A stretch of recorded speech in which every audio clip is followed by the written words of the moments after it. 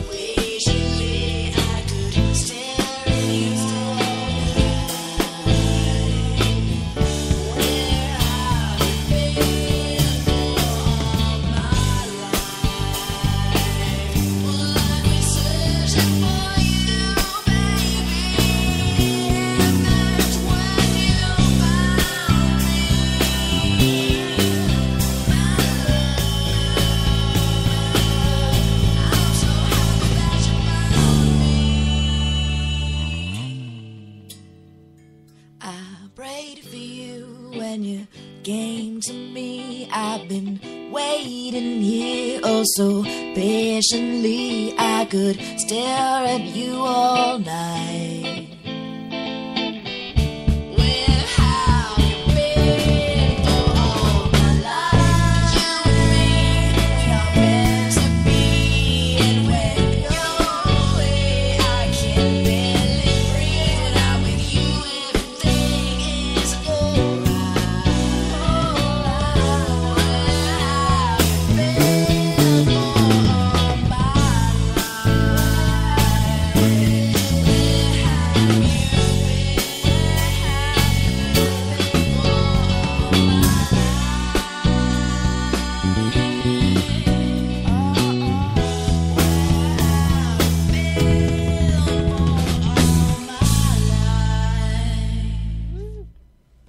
All right, that was our producer, Jade Zabrit, who you'll never hear except for when I make her play her music. It's so good, though. Right? I love it. All right, Brittany, how are you? I'm good. I'm happy to be here. We're happy to have you. I'm excited. So why don't you tell us before we kind of get into the who, what, when, where, why, and how?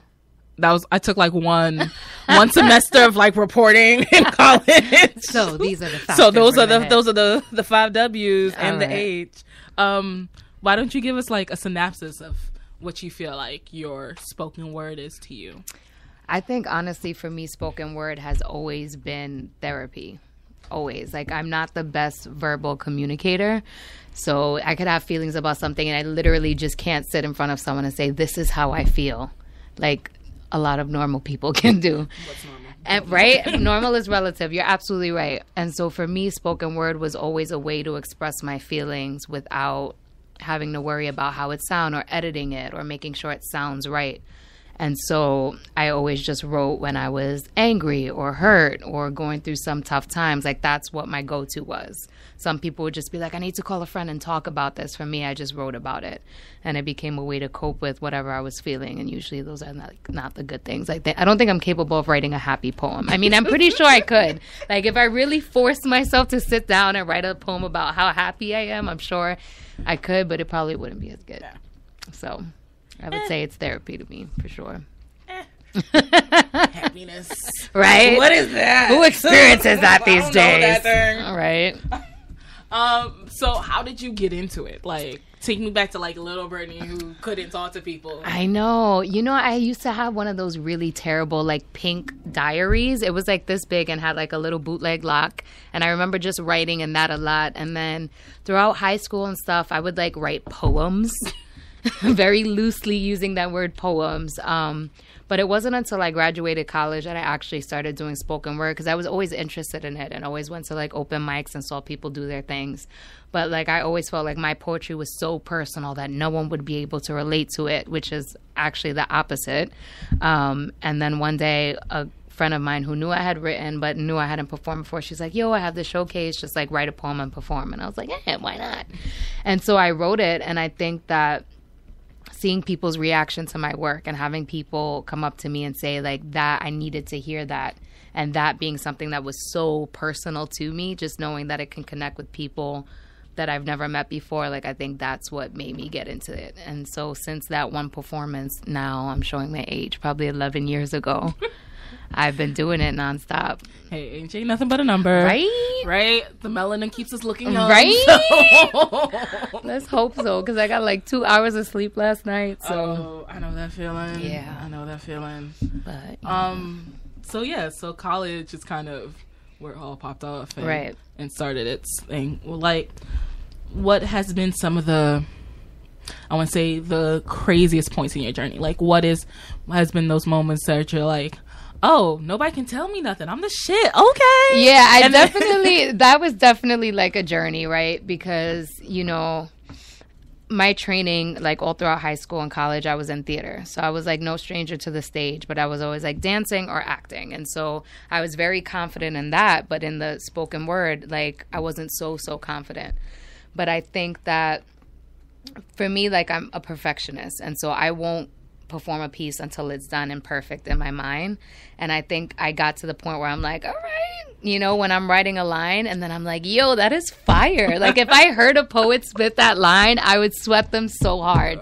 And so when you get to the point that you're writing lines that you're impressed by, I think that, like, you're in a good space. And it took me a while to get there, and a lot of like half-written poems and not so great poems and poems that will never see the light of day poems. Yep. But, you know, I definitely am confident in my body of work because it's so honest.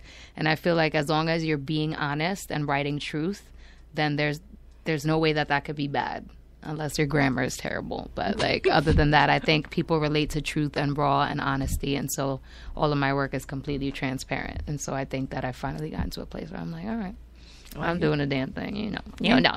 You know, just a little thing. It's just a little good and stuff. So I think I got there. And I think that for me, like, it's about feedback. Like, as much as we think that we don't need like affirmation or validation from people, which a lot of the time is the case, I feel like as a performer, if people aren't connecting to your work, then you feel like you're not doing your job. And I think the more that I got on stage and the more that I featured and the more that I was getting paid to do this work, I'm like, wow, like, this must be good work because people want to hear me. And each time I perform, people come up to me and tell me all of these things that what do they gain by lying to me, you know? So it's just a process of learning to accept the positive, you know, feedback that you're getting and believe in that. Because if you don't believe in you, who's going to believe in you? Ain't that the truth? Right? So it's been a journey, but I'm rocking it out and I'm enjoying it now. Yes. Yeah.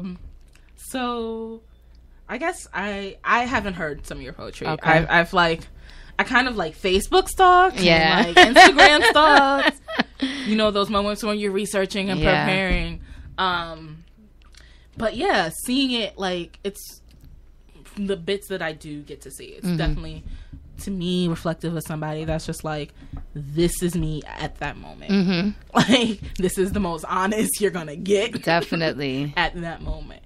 So, like, I guess talk to me about, like, what are those sparks? Because I feel like poetry, spoken word, and a lot of art forms, it's like preparation all the time, but at the same time, it's like definitely that moment, like, you don't know that moment's gonna become a piece of art. And then when you realize it, like, how do you force yourself kind of to go back and relive those moments? Because some of those moments are like Hard. I don't want to deal with that right now. Like, Definitely. Like, I know somebody needs to hear it, and that would be beautiful. But like, I'm gonna come back to it in another couple of years. How do you, like, kind of force yourself to relive those moments and come back to it? It's been a challenge. Like, there's definitely pieces that I've written and performed that I would absolutely never perform again, just because, like, they were super reflective of that point in my life, but I'm so not there anymore, and I don't even want to give it like the life or the energy, because usually it's like negative, and so I try and stay away from projecting negative energy as much as humanly possible. But when I wrote them in that moment, it was something that I needed to do. And I think that right now I have about 4 signature pieces that I can do off the dome, like, at any given time. And all of those pieces, none of them are where I'm at as a person now, but there's still emotions that I connect heavily to. And so I have a piece about being incapable of loving somebody. And so anytime I get into the point where I have to relive that moment, I just have to connect to my truth at that moment. And it's hard. And there was a specific piece about my mom and about, like, domestic abuse that I found myself, like, I would perform it a lot because I got requests for it a lot. And it went through this waves where I would perform it and just feel like I was going through the motion. And then I feel like, to me, that's a detriment to my art, and I'm not treating the piece with respect, even though I'm not in that space anymore. I'm not that 7-year-old girl anymore. You know, every time you step on the stage and you're sharing a part of yourself, you have to commit to it 100%. So it's a journey every time you do a piece. You have to bring yourself back to that person you were. And that's hard, because sometimes you don't want to be that person anymore. I don't want to go back to how I felt when I was 7 and going through that, but the second you make a decision to do that poem, you're making a commitment to the audience. And so you have to do things that are uncomfortable. But that's our artistry. We chose to do, well, that life chose us. You know what I'm Right. saying? And so it's a commitment every time I walk on stage. Like, am I going to do this right now? Because it's either 100% or no percent. So if I feel like I'm not there, I'll do a lighter piece, a funny piece, or this piece. But, you know, you have to make that commitment. And so it's a journey each time, and it's a challenge each time. And there have been times when I perform a piece and I'm like, damn, I wasn't in that. And then I just have to do better next time, you know? But that's how I try and rock it out. So more back to basics, even before you, like, perform a piece, like, walk me through your kind of your process from, like, inception to this is the piece. I know I'm gonna I hear perform it. that. Yeah. So I worked in corporate for 10 years. I was like the executive assistant to many presidents of many companies. And the reason why I did that work is because, like, I've been financially independent since I was 16. And so right out the bat, I'm like, I need a job that has a steady paycheck, and this is what it's going to be. And because I'm super organized and, like, to the point of OCD, an executive assistant role, like, is in line with that aspect of my personality, which means that, like, everything is planned out. So the second I have an idea for a poem, I'm like, okay, the first thing I do is write the first line. Because to me, like, that's what hooks people in. Like, the first line of the poem to me is the most important line of the entire poem. And so the second I have that first line, then I'm like, crap, okay, what comes next? And then I literally write an outline, as corny as this sounds. Like if I have the concept to the poem, I'll map it out. The poem needs to go here, here, and here. And that's just a matter of connecting the dots. And so that's literally what I do. That's my process. Like there's an idea. Okay, that's my idea. What's the first line? Once the first line is there, then I just map it out, like the journey I want this poem to go on, and then just like fill it in. And there's a lot of editing too, because sometimes you're like, that line does not need to be there. Stop talking so much. Like, I hate wordy work. Like every word needs to serve a purpose. So like a lot of the time I'll write it out and then delete half of it. But it's definitely like super hyper organized when I write, because I map everything out. So I would say that's my process. And then like the closing line to me is like equally as important, because like after every closing line there should be a mic drop. Right. Like it should be that strong. Yeah. And so sometimes that's restrictive, because I'm like, put so much pressure on myself to have this like perfect closing line, but sometimes it comes naturally. And yeah, that's how I usually rock it out. Yeah, that reminds me, I heard somebody kind of explain music kind of as a essay in a sense. Yeah. And they were like, you know, your chorus is your thesis statement. Exactly. And your verses are kind of your supporting arguments for your thesis statement. Absolutely. And then you have to have like that closer at the end of the song, and it's kind of like that same vibe where you're like, I know what I want, I know what I want you to connect with at the end of it, and this is how we're gonna get there. Yeah.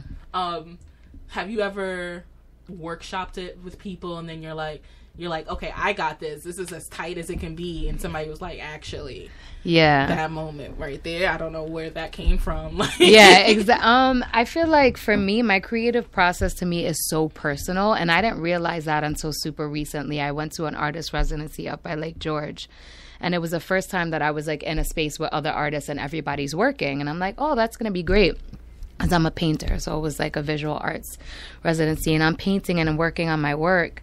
And like the other artists would come and just like stare at me and watch me. And I realized how uncomfortable that made me, because I realized that my creative process is so personal to me. And I had never allowed anyone into that. And for me, poetry is the same thing. And, you know, in order for me to go to another poet or workshop it to someone, I have to like genuinely respect their work and respect them as a poet. And I want you to be a better poet than I am. And so I think I've workshopped my work with one other person, because to me, she is to date one of the most brilliant writers that I know. And I've had a poem where I'm just like, all right, I don't know what to do. Like, it wasn't done, but it was all I could do. And I brought it to her. And she was just like, okay, this point right here, take it and take it further. How did you smell when this line happened? What did you smell? What did you see? What did you feel? And she really forced me to put myself in that moment and turn all my senses on. And so I think that's, I guess, the situation where I've sought feedback from other people. But that doesn't really happen often. And I don't know if that sounds like, I don't mean to sound like, oh yeah, my work's always great, because that's definitely not the case. But I think that I just work it so hard to a point that I'm confident with it. And like, that's the gift that I'm going to give to you, you know? I'm always a fan of when people are working, like, don't tell me, because I do the same thing when I'm working, when I'm doing like photos or doing anything. I'm always like, I get this is how you're expecting it to be done, but don't tell me how to do it. Exactly. You know, and just because how I want it to do. Oh, am I supposed to get closer? Oh no, you're just turning it to me. Okay. See, anytime Jade is in the corner and like moves, I'm like, what did I do wrong? What's happening? Stop the microphone. But yeah, I'm always like, you know, I've tried doing it the way that like you're supposed to do it. I feel like, especially because we were talking a little bit before we came in, and we were talking about like being actors or whatever. So I feel like, you know, we go through that training, that artist training, that actor training, that stage training, and then when you start breaking the rules and people are trying to rein you back in or something, you're like, no, I know. I got it. I knew but this is my process now. Exactly. And this is how I do it now. Exactly. And it's so different with poetry, because like as an actor, you're reading a script and that is it. You can't change the script. That's what it is. You're reading someone else's work and bringing it to life. Whereas poetry, like, you are the author. So like, this is what you're writing. So it's kind of to be in a weird space for someone to be like, well, this line isn't good, or this is not Right. that. And I'm totally open to criticism and constructive critiques. I love that because that's how you grow as an artist. But what's helpful is like, I didn't connect with this moment and this is why, as opposed to someone just saying like, this isn't good, you know? And I think that's where it gets risky when you're workshopping your work with other people, because a lot of people just be like, that was whack. And that's not super helpful. No. So like, if you feel it's whack or you didn't connect to it, tell Give me me a why. reason. Yeah, Yeah. because then I can take that and build forward. I'm definitely not ego driven when it comes to my work. If it didn't make you feel anything, tell me why and I'll work on it, you know? But I'm always open to sort of that process. But it's different than acting, because like a script is done concrete. You can't change Right. it, you know? Especially, I find myself also a little bit more defensive. Yeah, we're artists and we're like- sensitive about our stuff. Right? Like, Yeah. Erica been telling y'all. Erica Badu just got on stage and Right? told y'all right before singing Tyrone. Exactly. But, like, it's definitely one of those things. I feel like, you know, I try to be authentic in everything I do. Mm-hmm. But there's a little bit of, like, ownership that's not on me when it comes to acting. Mm-hmm. Definitely. Because, like, you're like, oh, I made you feel something. It may be hate, it may be whatever. But if you didn't like it, it was because, like, that's the character choice. Yeah, that or was that's that the words. character. That wasn't me. That was I'm the playwright. fine. I'm I didn't do perfect. that. Yeah. But, like, when it's, like, even singing or poetry, I'm like, that is me at, like, my core. Yeah. And so if you don't like it, then You're that's saying you don't me. like me? Yeah, because our work, especially when your work is autobiographical, because I think a lot of poets do political poetry, which is great. You know, it's not a judgment, but it's a little less soul bearing to get on the mic and bash our president or bash a million and one things that are wrong in the world, because a lot of people will agree with you. And there's that sense of safety in that.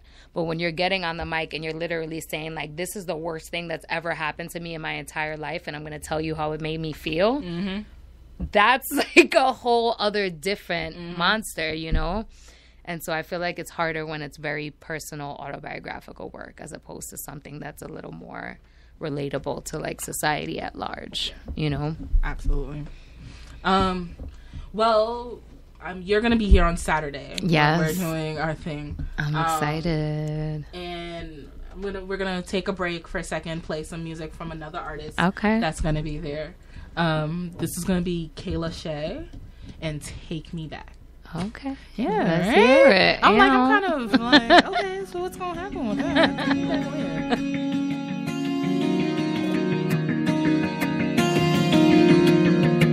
I remember the days we used to chill at the park. We would stay up late, fool around in the dark. You were always the one holding on to my heart, and I gave you the key from the very start. You know what your love does to me, so good that I could barely breathe. Thought forever meant eternity, then you went and turned your back on me. It's hard to say, but we were wrong. No, I'm tired of being alone. You waved your paws, I'm at home. I saw the message in your phone. You think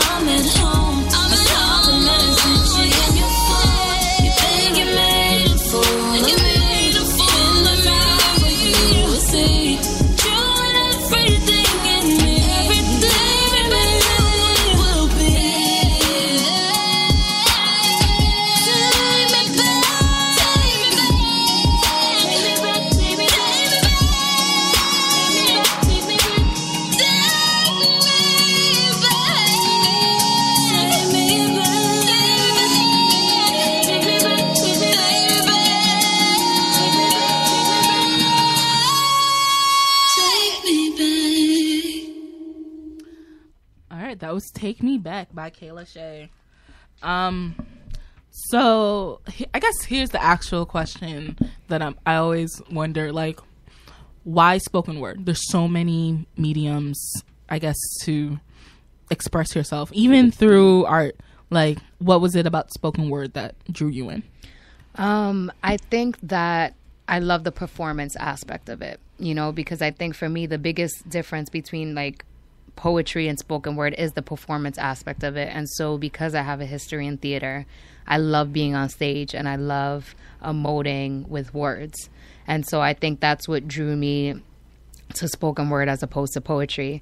And even thinking of something like music, right? I can't sing to save my life. Like, you were laughing, but I'm so honest. Like, I have a terrible singing voice. That is the one talent I wish I had, because you wouldn't be able to tell me shit. I'd be like, hello. I would sing everything. I would sing directions. I would sing everything, but I can't sing. And so even with songwriting, because my partner is a writer and a singer, and she's like, you're such a great writer. Let's do this together. Like, help me write songs. And so even in that process, to me, songwriting can be so restrictive because there are like kind of rules to it. Like, there needs to be a chorus. There needs to be a hook. The verses can't be too wordy. They need to match. And there are so many rules in songwriting that are so restrictive to me, because I'm like, this may sound great, but that's not a good song that can be put on the radio. And I think that spoken word doesn't have those restrictions. Like, spoken word can be anything. And like, people have different styles. People have different ways of flowing. Like, there's literally no restrictions with spoken word. And I think that's what I was drawn to about it, because I can literally just write how I feel. And as long as I got a rhyme scheme going on or some kind of flow going on, like, that's it. That's spoken word. And no one can tell me that it's not. Whereas like, you're writing, and if it doesn't have like a melody, or if it doesn't have like a chorus, then it's not a song. And so I like how fluid spoken word is and how freeing it is, as opposed to, I think, other art forms other than visual art, because like visual art can be whatever. Yeah. But I like being on a stage, and I like connecting to people, and I like making people feel things. So I think that's what drew me to spoken word as opposed to anything else. And then you were talking about, like, before this, for about 10 years you were in the corporate world. Oh God. Oh, wow. I still have PTSD. I was like, that was a visceral reaction in my soul. Like, that was like a gut soul reaction. God, I quit corporate in December of last year, because I devoted so much of my time to that. Like, 10 hours of my day was devoted to like making someone else's dream come true. And I was miserable, and my artist self suffered for that. By the time I would get home, eat, do laundry, go to the gym, there was no time to paint. There was no time to write. And I stuck with that so long for financial security. But once I hit 30, I'm like, I'm no longer okay sacrificing my happiness for a paycheck. And that's crazy to me, because I've always had to support myself. So not knowing where my paycheck was going to come from, I was like, how am I going to do this? Like, I can't do this. And that's why it took me so long to finally make that decision. I was like, I can't just like not have a job. Like, who's going to pay my bills? Where am I going to live? I'm not going to eat. Like, all of these things that artists are trained to tell themselves in order to not pursue their dream, because we live in this constant state of fear that we can't make money doing what we love. But I believe that, like, if you put something out into the universe, it's going to happen. It's going to manifest. So you take the leap, and then that is going to appear. And so when I hit 30, I was like, I'm not doing this anymore. Like, I will figure it out. The money will come. And, it's been 8 months, and I'm not, like, starving or homeless. So I just think that, like, this is where I'm meant to be in this point of my life. And it was the best decision I've ever made. Like, I'm not rolling in the dough, but like, I'm happy and fulfilled. And I've created more art in the past 8 months than I did in the past 10 years. So that says a lot, So corporate is not the jam.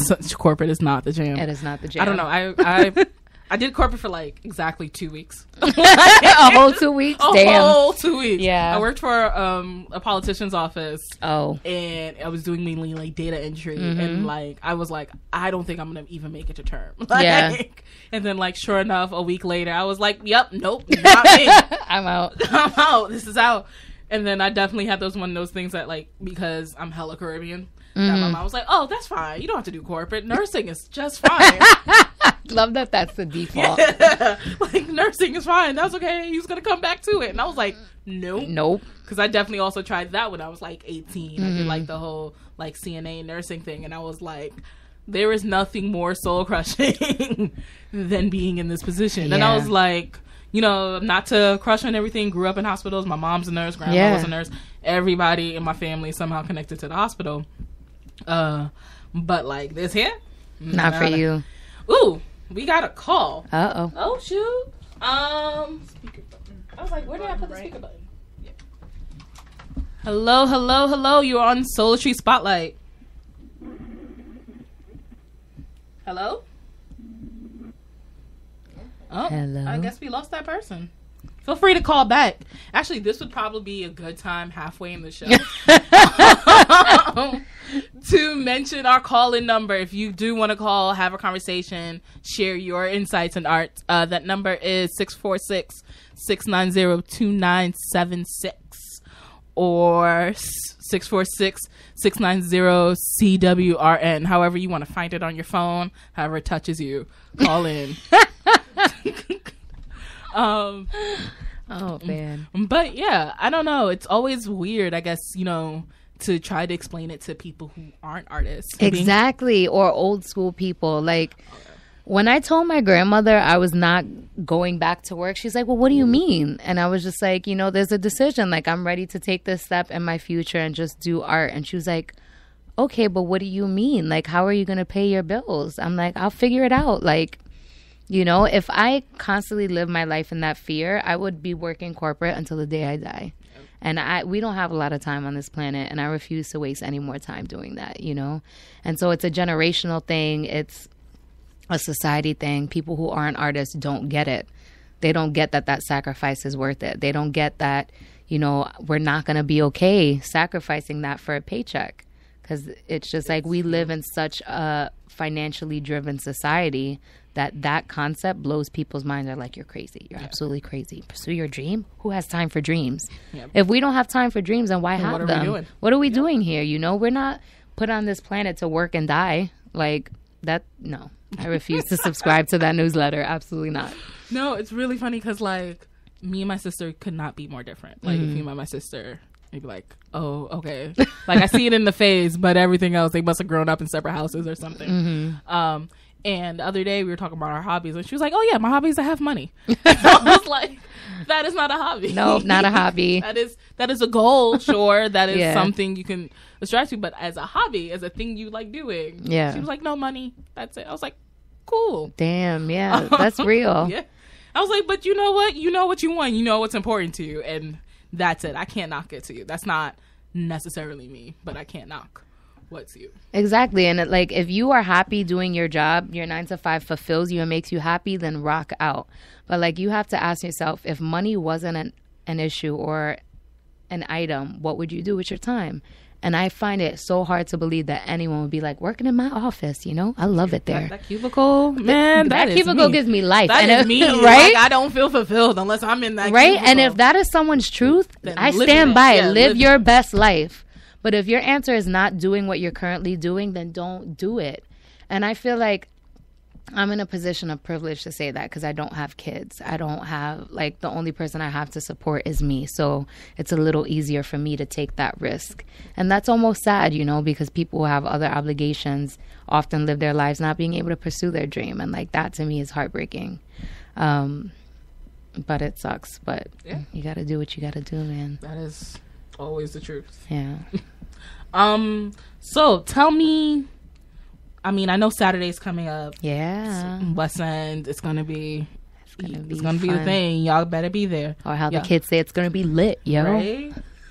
Also, did you ever imagine you're gonna be at that point where you was like, that's how the kids say it? Yo, can I tell you that it's a real thing that I had to like hit up my younger cousin? Like, what does wavy mean?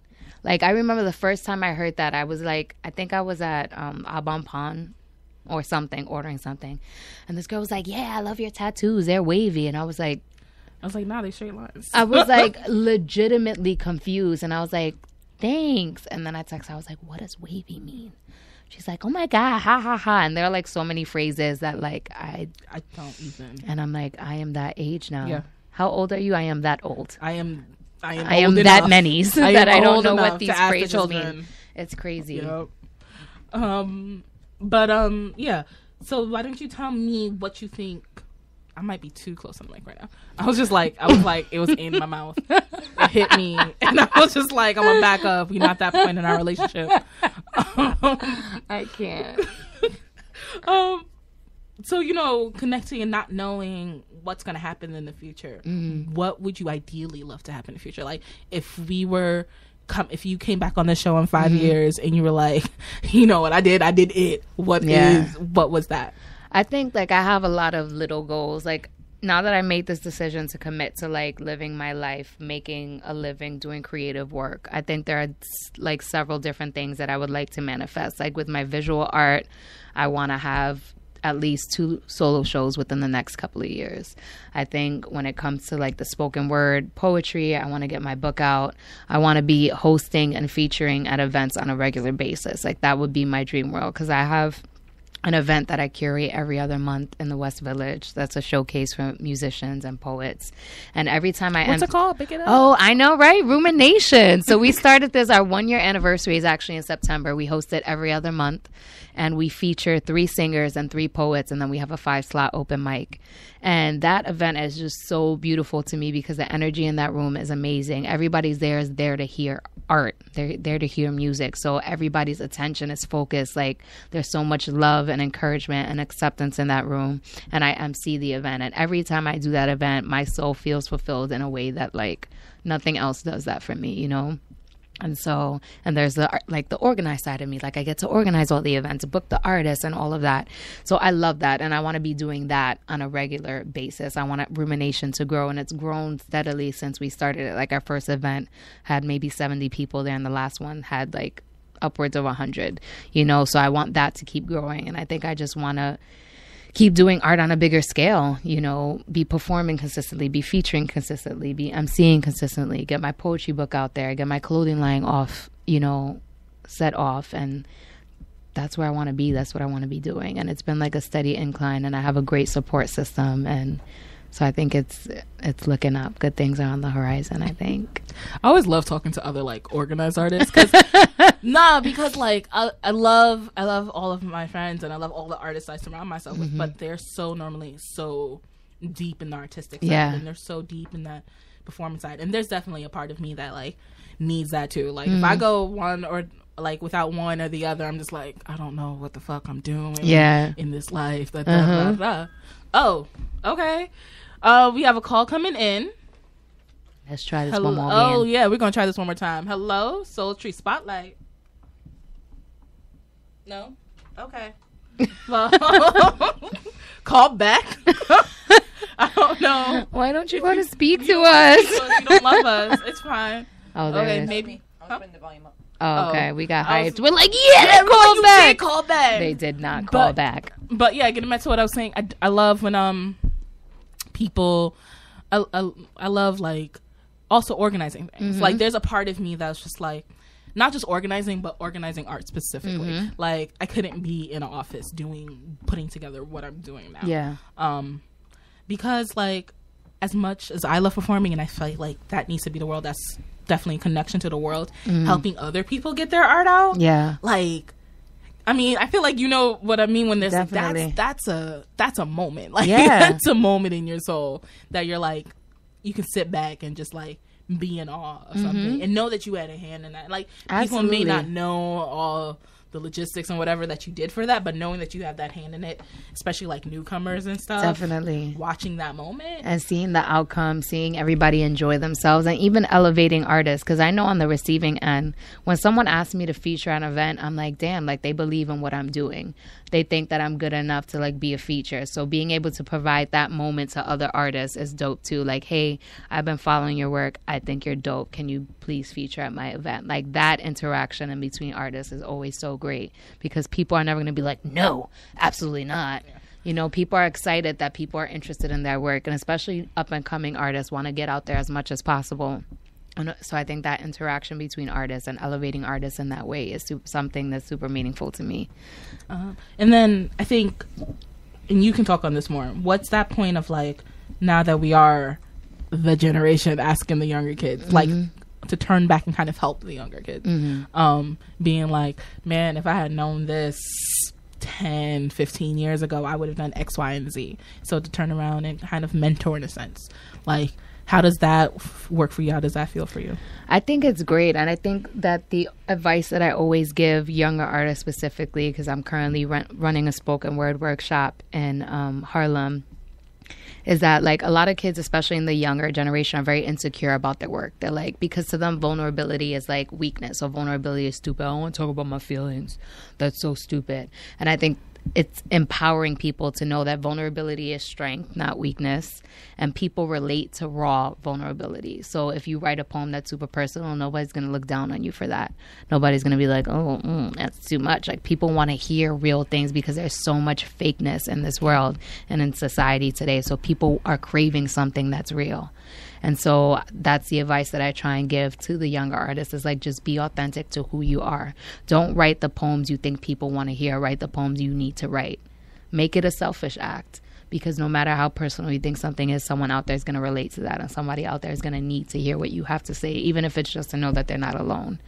I feel like that goes for definitely any art. Yeah, like, definitely. And I mean, I fall into that trap too, definitely, of being like, nah, kid, I'm a thug. Like, you can't tell me nothing. Yeah. But then you get in the art, you're like, where did all these emotions come from? Where did all of this? And like, you have to kind of force yourself to be like, nah, like, it's very easy to just turn off in the world and like fall in kind of like expectations. But There's enough of that.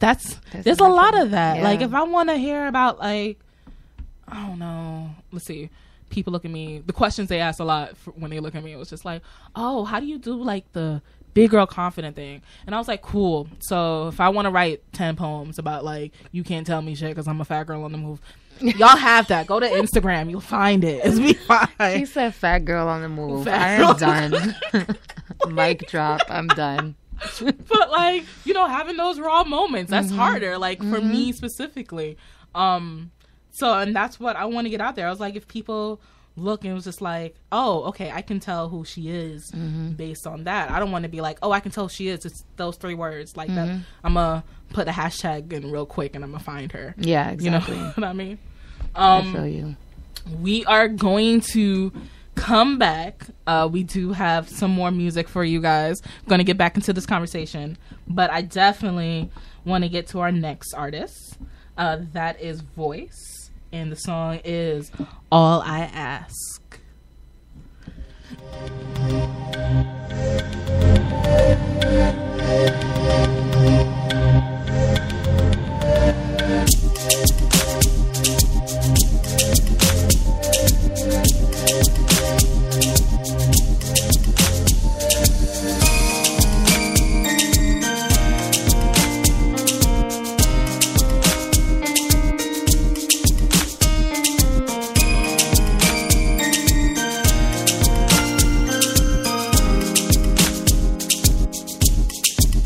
Since that first day, I saw your pretty smile. I knew this journey would surely be worthwhile. From the first kiss we shared, no love can compare. Just the sight of your face, my heartbeat starts to race, and I knew it was finally time. All I ask is, will you marry me? Down on one knee, will you marry me? Yes, I know it's a life-changing decision, and yes, oh no's, they can be so hard. All I ask is, will you marry me? What a feeling, waking to the one you love. High on cloud nine, addicted, can you my drug? All day in the sheets as we toss and turn, while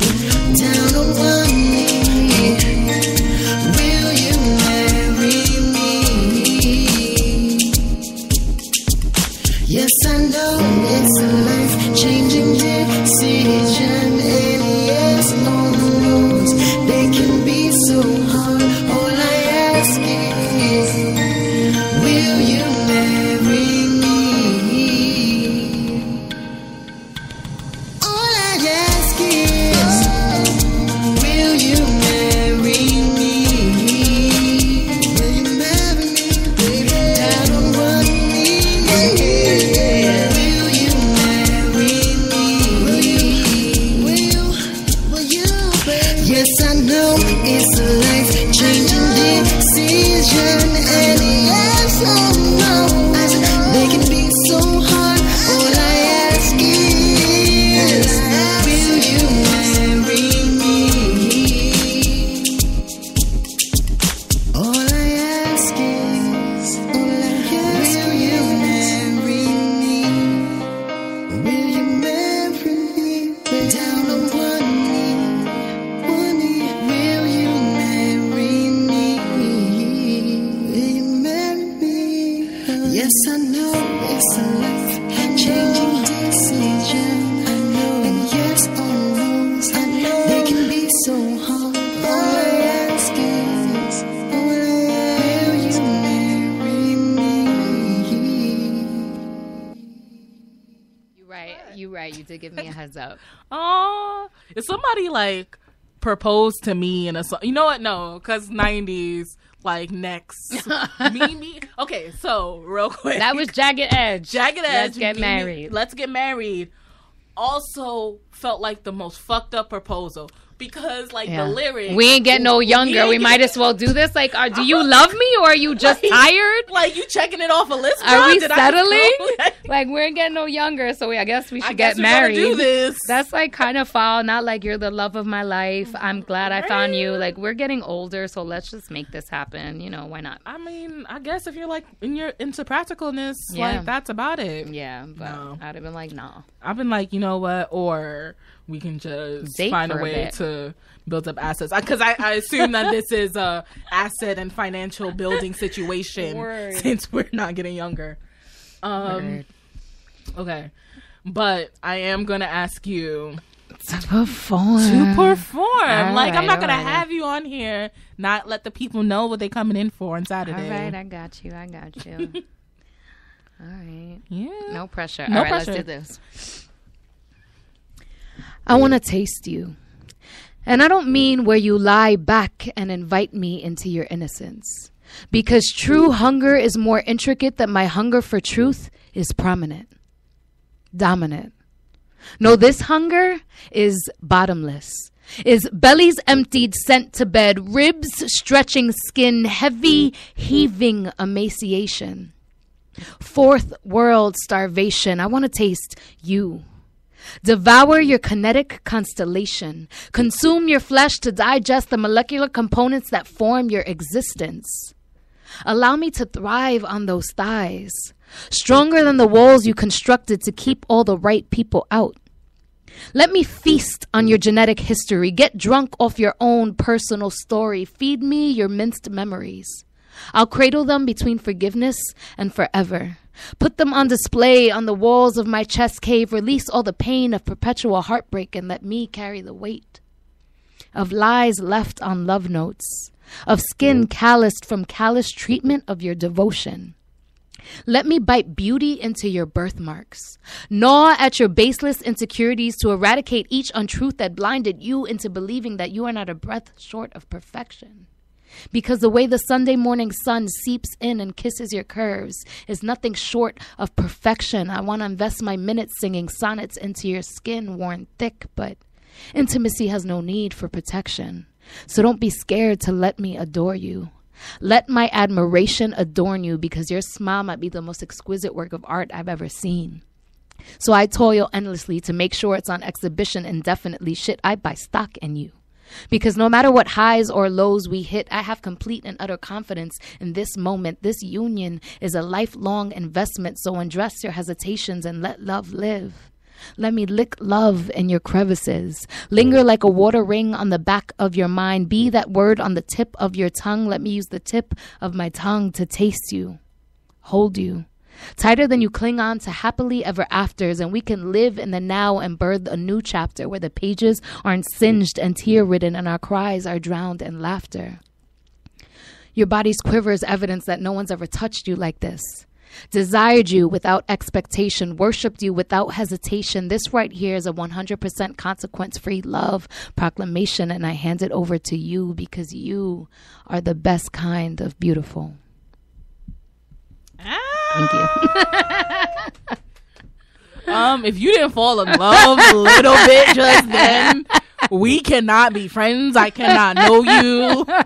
You cannot be a person in my life because clearly you have no feeling. You stupid. But you see what I mean about opening line, right? There has not been one time I performed that I say, I want to taste you. And everyone's like, what? And the reaction to that opening line, like, that's what it's about. That opening line, that's how you hook people in. Even with a book, that first line of the book is what's going to make people keep reading. The first line you spit is what's going to make people keep listening to you. So I think it's, like, super important. Is that one that makes people go, damn, like, what's happening? Like, what's going to come after that? I want to hear this poem, you know? So... that's all something. Yo, that's all something. There's gonna be definitely more. That's just a taste. A little taste. You gotta come on Saturday to the West End. Yes. Get there early. Get a good seat. Get your drink. Get your little vino. Get your drink. Get your little. Well, actually, they have some amazing like alcoholic milkshakes. There's a whiskey chocolate milkshake. Whoa, that's many levels of whoa. Mm-hmm. That's like what you got to get when you get there and just chill. I hear that. And get some. What was it like? It was like the mac and cheese thing. What was it? A mac and cheese milkshake, because that doesn't sound delicious. No, no. It was like a mac and cheese bite or something. Okay. I mean, when I'm there, I'm mostly drinking. So yeah, I hear that. I can maybe give one. I'll get some fries, I guess. Fries are life, especially. The tater tots. Since I've become vegan, like fries are like the lifesaver because anywhere you go, like nothing's vegan, but they'll have French fries, and so French fries literally save lives. Hey, nah, there's that. Whatchamacallit? That's gonna be my next piece. French fries save lives. Done. I'm gonna have it with like one of the Superior burgers because they're so good. They are so. They're so good. I can't. Like I'm not a vegetarian or vegan by any means, but I definitely have a lot of friends who are. Yeah. So I'm like, nah, you're not gonna come and been like New York was trash. Didn't have no good food. Exactly. Whatever. We going out. Hell yeah. So we are coming to the end of the show. Womp womp. I know, right? I felt like we just started. I know. But before we go, you guys know that we have our Souletri Spotlight, where you guys send in your music. We pick one of our favorites. And this month, hold on, I don't like mispronouncing people's names. Y'all heard at the beginning. Yeah, we had that moment. It's all right. So this month's artist is Turn Soul. If I mispronounced it, I'm sorry. You can feel free to call in and let me know. But this is Silk Sheets. Ooh. Right? All right. I'm starting to lose control. You make me whole when you're inside of me. You look at me a way I deserve to be looked at. I adore you. It's the way you speak. Your words satisfy me. But it's your actions that remain active in the midst of time. So let's take this flight. You take me high. Feels like I'm flying to places I've never seen. What you doing to me? This is the time for love is to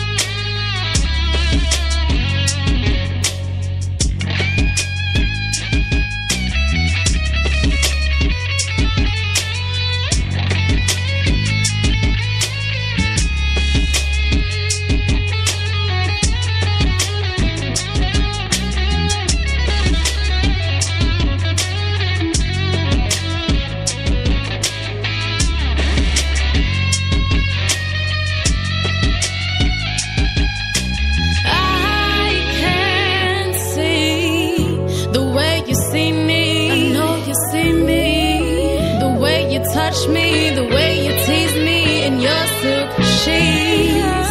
I can see a king to his queen. It's royalty. You should touch me, tease me between your silk sheets. Your silk sheets. Please me between your silk sheets. Would you like to take my hand, fly into lover's land? Would you like to be my king? I'll be your queen.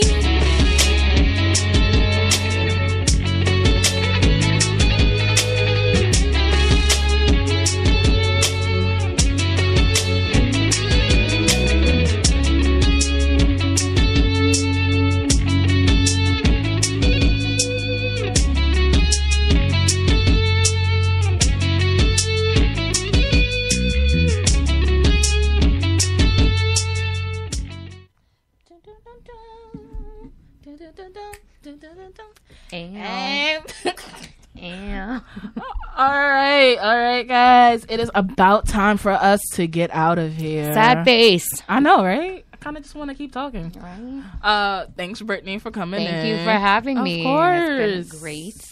But you guys know what's next. Saturday is everything is going down. Our Saturday Soul Edition at the West End. See, I always pull up stuff. 955 West End Avenue. It's $10. It's at 6:00, so get there early because, like You I ain't said, got no excuses now at work the next day. Nope. nah, babe. It's early. And it's not even like because I'm an introvert, so definitely I'm just like, I'm an introvert as well. and I'm also like old, so I'm also like, ooh, this is starting at 8. Nah, yeah. it's starting at 6. You got plenty of time to get there in the evening, feel like you did something successful with your night, Word. and get home and into bed at a reasonable hour. To Netflix and chill. Right? Yep. Like you can call somebody. Maybe you'll hear that poem Brittany did again, and be like, you know what? I was thinking about you. I want to breathe some secrets into your scars. I want to invest in you. Oh shit. Right? Brittany's gonna be setting up some love connections. Don't sleep on it. But yeah, that's Saturday. This Saturday, August 18th. Also, we're on Spotify now. Oh, snaps. So if you want to hear that poem again and again, like I did, I might go. By the time I get home, I might play it again. Like pick up some lines in there. There was definitely some moments, some hues. Go on Spotify, look up Souletri Spotlight. Play this. Pretend that we're your girls. Get a drinks. Yeah. Sit. So with all of that, I'm gonna get out of here. I'm early. Oh wait, nah. How can people stalk you, Britt? Oh, I was like, stalk me. On Instagram, I am Journey to Callan. So it's Journey TOKALON. Journey to Callan. Yes. And you can find me there. Yeah. And that's the jam. And then like your visual art and stuff is on there. My visual art, the link is in my bio of my Instagram, but it's just www.brittanyMaldonado.com. You can see all my very, very queer artwork on there. Shout out to the queer artwork. Yes. Yeah, and as always, you can stalk me at Tony Photo. You can follow what's going on at Souletri on Instagram. Sky Crescent Radio, the station that you listen to, that has an Instagram. Feel free to see what's going on there. Because there's some other shows, and like I said, there's going to be like a Boozy News episode where I'm just going to pop up. So, check it out. Find out what's going on. But yeah, with that, we are out. Bye, guys. Bye. Honorably in our nation's armed forces, and you're looking for a way to continue serving your fellow veterans.